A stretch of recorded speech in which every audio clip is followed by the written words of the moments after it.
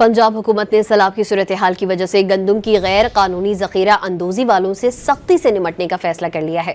वजीर आला मरियम नवाज ने गंदम के स्टॉक डिक्लेयर करने के लिए 3 दिन की मोहलत दी है। इसके बाद गंदम गैर कानूनी तौर पर स्टोर करने वालों के खिलाफ कानूनी कार्रवाई का हुक्म भी दिया गया है।